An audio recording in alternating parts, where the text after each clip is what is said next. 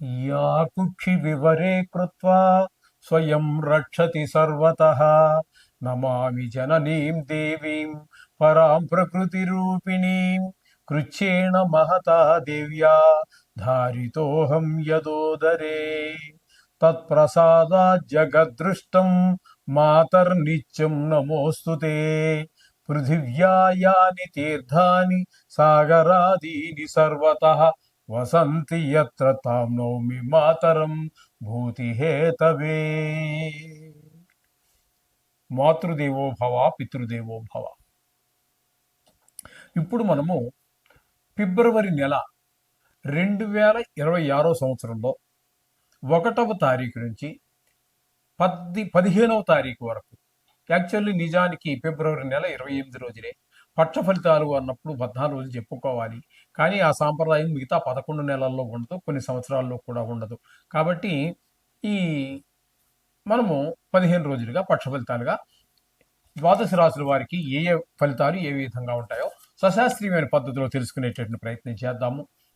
కర్కాటక రాశి వారికి ఫిబ్రవరి నెల 2026 సంవత్సరంలో 1వ తారీఖు నుంచి 15వ తారీఖు వరకు కలిగినటువంటి మొదటి పక్షంలో ఈ పక్ష ఫలితాలు మనం తెలుసుకునేటువంటి ప్రయత్నం చేద్దాము. ఎవరికి ఏ విధమైన కర్కాటక రాశి వారికి ఏ గ్రహాలు శుభ అనుకూలమైన ఫలితాలు ఇస్తూ ఉన్నాయి, ఏ గ్రహాలు ప్రతికూలమైన ఫలితాలు ఇస్తున్నాయి, వాటికి ఏం చేసుకోవాలి అనేటటువంటి రెమెడీ మనం ఇప్పుడు తెలుసుకోబోతున్నాము. కర్కాటక రాశి వారికి ద్వితీయ స్థానంలో కేతుగ్రహ సంచారం జరుగుతున్నదండి. ద్వితీయ స్థానంలో కేతుగ్రహ సంచారము శుభఫలప్రదమైనటువంటి ఫలితములను ఇవ్వజాలదు. మాటలో కఠినత్వం ఉంటుంది, అలాగే ధన విషయంలో కొంచెం ఇబ్బందులు ఉంటాయి, అలాగే మాటలో కఠినత్వం ఉంటుంది, అలాగే ఇంట్లో ఎవరికైనా నేత్ర వ్యాధులు, ఈ రాశి వారికి ఎవరికైనా నేత్ర వ్యాధులు ఉన్నట్టయితే ఆ నేత్ర వ్యాధి కొంచెం ప్రకోపించేటటువంటి అవకాశం కూడా మనకి గోచరిస్తూ ఉన్నది ద్వితీయ స్థానంలో కేతుగ్రహ సంచారం వలన. ఇకపోతే ఈ సప్తమ స్థానంలో 4 గ్రహాల యొక్క సంచారం జరుగుతున్నదండి. శుక్రుడు ఒక 4 రోజులు 7వ స్థానంలో శుక్ర గ్రహము అనుకూలమైన ఫలితములను ఇవ్వజాలడు. తద్వారా భార్యాభర్తల మధ్యన, అలాగే భాగస్వామ్యంలో వ్యాపారం చేసే వారి మధ్యన అనుకూలమైన పరిస్థితులు ఉండవు. అలాగే రవి ఒక 12 రోజుల పాటు సంచారం చేస్తూ ఉన్నారు. తదుపరి ఈయన కూడా సంక్రమణం చెంది అష్టమ స్థానంలోకి వెళ్తారు. ఇక్కడ 7వ స్థానంలో ఉన్నటువంటి 12 రోజులు కూడా భార్యాభర్తల మధ్యన ప్రతికూలత, అలాగే వ్యాపారస్తుల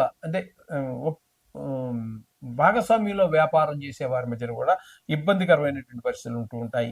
అలాగే 7వ స్థానంలో కుజుని యొక్క సంచారం, ఇది కూడా భార్యాభర్తల మధ్యన, అలాగే జాయింట్ వ్యాపారం చేసే వారి మధ్యన ఇదే ఫలితాలు ఇస్తూ ఉన్నారు. ఇక్కడ బుధుని కనుక తీసుకున్నట్టయితే 3 రోజులు ఉన్నారు. ఆ 3 రోజులు మాత్రం కొంచెం ఈయన ఆ భార్యాభర్తలు మరీ పోట్లాడుకోకుండా, అలాగే భాగస్వామ్యుల మధ్యన భాగస్వామ్యంలో వ్యాపారం చేస్తూ ఉంటారు కొంతమంది, వారి మధ్యలో కూడా కొంత ఈయన సారథిగా ఉండి కాస్త పెద్దగా గొడవలు పెద్ద కాకుండా, అభిప్రాయ వివాదాలు పెద్ద కాకుండా కాపాడుతూ ఉంటారు ఈ బుధుడు ఇక్కడ.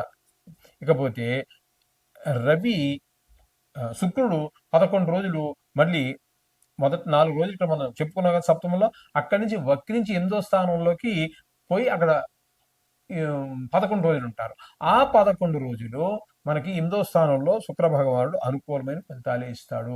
8వ స్థానంలో సుఫలితాలు ఇచ్చేటటువంటి గ్రహాలు 2, ఒకటి శుక్రుడు, 2 బుధుడు. ఇక్కడ శుక్రుడు తీసుకున్నట్టయితే 11 రోజులు, ఇక్కడ 11 రోజుల పాటు సంచారం చేస్తూ ఉన్నారు 8వ స్థానంలో. ఆ 8వ స్థానంలో ఉన్న కారణంగా కొంతమందికి అన్ని భయంకరమైనటువంటి జబ్బు నుంచి అసలు ఆయన ఉంటారా చనిపోతారా తెలియనటువంటి పరిస్థితి, డాక్టర్లు ఏం చెప్పలేము అని చెప్పి చేతులు తీసినటువంటి వారు, అటువంటి వారు ఎవరైనా ఉన్నట్టయితే వాళ్ళని ఈ శుక్ర భగవానుడు తప్పకుండా కాపాడే ప్రయత్నం ఆయన వంతుగా ఆయన చేస్తాడు. అలాగే రవి యొక్క సంచారం కూడా ఒక 3 రోజులు జరుగుతోంది. అష్టమ స్థానంలో రవి సంచారం అనుకూలమైన ఫలితములను ఇవ్వజాలడు. అక్కడ కూడా కొంచెం ఎవరికో ఆరోగ్యం బాగలేని విషయాలు, అవమానాలు, పరాభవాలు ఇవన్నీ కూడా మనకి స్పష్టంగా గోచరిస్తూ ఉంటాయి. ధన నష్టం, కలహాలు ఇవన్నీ కూడా మనకి 8వ స్థానంలో రవి సంచారం వల్ల కలుగుతూ ఉంటాయి. ఇకపోతే 9వ స్థానంలో శనీశ్వరుని యొక్క సంచారం జరుగుతోంది మీనంలో. ఆ శనీశ్వరుని యొక్క సంచారం చెప్పుకోవాలి అంటే అది తండ్రి గారి ఆరోగ్యం విషయంలో కొంచెం ఇబ్బందికరమైనటువంటి పరిస్థితి ఉంటుంది. అలాగే గుళ్ళు గోపురాలకు వెళ్ళాలనుకుని మీరు టికెట్ బుక్ చేసుకున్నాం, 6 నెలలు అయింది, సంవత్సరం అయింది, ఇవేవి నడవండి. ఆయన మీకు అనుకూలమైనటువంటి యాత్ర పరిపూర్ణంగా సంపూర్ణంగా కానివ్వడు. ఒకవేళ వెళ్ళినా అక్కడికి వెళ్ళాక మనం ఏదో అనారోగ్యం పాలయ్యి సరిగా దేవుడి మీద దృష్టి పెట్టలేకపోవటం లాంటి ఎన్నో ఆటంకాలు, ఏదో ఒక ఆటం భగవంతుడు అనుకుంటే భగవంతుడే కదండి మరి నవగ్రహాలు కూడా. అంచేత ఆ, నవగ్రహ రూపేణ జనార్దనాన్ని జీవానాం కర్మఫలితం నవగ్రహ రూపేణ జనార్దన అని చెప్పేది మన శాస్త్రం చెప్తోంది. సాక్షాత్తు ఆ నారాయణే నవగ్రహాలు. ఆయన అనుకుంటే కాందే ఉంది, ఆయన అనుకుంటే దాన్ని ఆపడం ఎంతసేపు పని, రెండు కష్టమైనవి ఏం కాదు. ఆ విధంగా శని భగవానుడి వల్ల ఆ విధమైన ఫలితాలు ఉన్నాయి. ఇకపోతే ఏ స్థానంలో గురు సంచారం చెప్పుకోవాలండి. ఏ స్థానంలో గురు సంచారం అనేటటువంటిది అక్కడ మనకి ధన వ్యయము, ధన నష్టము ఇత్యాదులన్నీ కనబడుతూ ఉంటాయి మనకి. ఇక్కడ ఈ ఇక్కడ అయ్యేటటువంటి వ్యయ స్థానంలో గురు వలన ఖర్చు అయ్యేటటువంటి ధనం ఉన్నట్టయితే ఆ ఆ ఖర్చు ఏదైతే ఉందో అది మీకు భవిష్యత్తుకు పనిచేసేదిగా ఉంటుంది. ఖచ్చితంగా అది ఏంటంటే ఒక ఇల్లు కొనటానికో, లేకపోతే ఒక టీవీ కొనటానికో, ఒక కారు కొనటానికో, ఒక గృహం కొనటానికో, లేకపోతే పిల్లల్ని ఏదో అబ్రాడ్ పంపించాలి చదువు కోసం దానికో, మొత్తం మీద ఆ ఖర్చు చేసినటువంటి ధనం మాత్రం మీకు సత్ఫలితాలే ఇస్తుంది. మంచి పనికే మీరు ఖర్చు పెట్టగలుగుతారు. ఈ విధమైన ఫలితాలన్నీ కూడా మనం ఈ మిథున రాశి కర్కాటక రాశి వారికి చెప్పుకుంటున్నాం. అయితే నిత్యము పూజించేటటువంటి ఇక్కడ మనకి అనుకూలంగా గట్టిగా అనుకూలమైన ఫలితాలు ఇచ్చేది ఒక్క శుక్రుడు కనబడుతున్నారండి. ఇంకంతకు మించి మనకి పెద్దగా గ్రహాలు ఏమీ లేవు. కాబట్టి వీరు కొంచెం చాలా జాగ్రత్తగా ఉండవలసినటువంటిదే. డబ్బుల విషయంలో కానీ, మాట విషయంలో కానీ ఇవన్నీ కూడా జాగ్రత్తలు తీసుకుంటూనే ముందుకు వెళ్ళాలి. సో ఈ యొక్క మీనరాశికి వ్యయస్థానం అవుతోంది. వ్యయస్థానంలో ఒక్క శుక్రుడు తప్పితే ఏ గ్రహము యోగించదు నవగ్రహాలలో గోచార రీత్యా. అది గుర్తుపెట్టుకోండి. ఇక్కడ మీకు ముందుగా మనం ఏకాదశి స్థానంలో ప్రారంభిద్దాం. ఏకాదశి స్థానంలోంచే వ్యయ స్థానంలో సంక్రమణం చెందుతున్నాయి కాబట్టి ఇక్కడ మీకు బుధుడు 3 రోజులు ఏకాదశి స్థానంలో, కుజుడు 15 రోజులు పూర్తిగా, అలాగే రవి 12 రోజులు పూర్తిగా, శుక్రుడు 4 రోజులు. ఈ విధంగా ఈ 4 గ్రహాలు కూడా ఏకాదశి స్థానంలో ఉండటం వల్ల మీ ఆర్థిక అభివృద్ధికి, ధనానికి లోటు లేకుండా మీరు ఏ పని చేసినా ముందుకు వెళ్ళటానికి ఈ 4 గ్రహాలు ఇన్ని రోజులు చాలా చాలా సహాయపడుతూ ఉన్నాయి మీకు.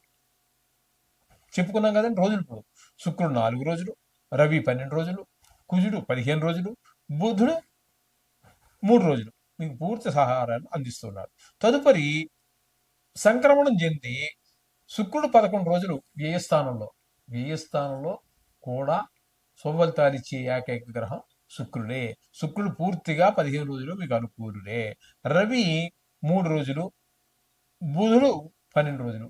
వీరు రవి బుధులు ఇద్దరు కూడా వ్యయస్థానంలో ఉన్న కారణంగా ధన వ్యయము, ధన నష్టము, మనోవిచారము, శత్రు భయము, ఈ విధమైనటువంటి కొంతమందికి కారాగార శిక్షలు కూడా పడే అవకాశం ఉంటుంది. ఎందుకంటే ఇది రాశిగతమైనటువంటి ఫలితాలు మనం చెప్పుకుంటున్నాము. ప్రపంచవ్యాప్తంగా తీసుకున్నట్టయితే 830 కోట్ల జనాభాని 12 రాష్ట్రాలతో భాగిస్తే మీకు సుమారుగా 70 కోట్ల మందికి ఒకటే వస్తారు, ఒకే రాశి కిందకి వస్తారు. అందరికీ ఒకటి జరుగుతుందా? జరగదు. కాబట్టి మీకు ఇది కొంతమంది ఈ 70 కోట్ల మందిలో కొంతమంది మహాపుణ్యాత్ములు ఉంటారు, కొంతమంది పరమ దరిద్రులు నికృష్టులు ఉంటారు. వాళ్ళకి కొంతమంది ఆ దొంగలకు, చోరులు ఎవరైతే ఉన్నారో వాళ్ళకి కారాగార శిక్ష తప్పదు. ఆ విధంగా ఉంటుంది. అందరికీ కాదండి, అది కూడా గుర్తుపెట్టుకోవాలి. ఈ విధంగా ఈ ఫలితాలన్నీ కూడా మనకి ఇక్కడ జరుగుతున్నాయి. ఇకపోతే రాహు కూడా సంక్రమణం చెంది ఈ 11వ రాశి నుండి 12వ రాశికి వచ్చినటువంటి వాడు కాదు, అక్కడే ఉన్నారు ఆయన. ఆయన కూడా ఇదే ధన నష్టం, ధన వ్యయం, అలాగే కలతర నష్టం, విదేశీ యానానికి వెళ్ళాలి ఒక్క విషయంలో మాత్రమే సహకరిస్తారు. ఇదేంటంటే విదేశాలకు వెళ్ళాలి చదువు నిమిత్తమో, వైద్యం నిమిత్తమో, లేకపోతే చూడటం విజిట్ గాను మరి అట్లా వాళ్ళకి మాత్రమే ఈ రాహు 12వ స్థానంలో ఉండి సహకరిస్తాడు. మిగతా అన్ని విషయాల్లో చాలా క్రూరంగానే ఉంటుంది ఆయన యొక్క వ్యయస్థాన చలనం. కాబట్టి ఈ విధమైన ఫలితాలన్నీ కూడా మనకి మీనరాశి వారికి చెప్పుకోవాల్సి ఉన్నది.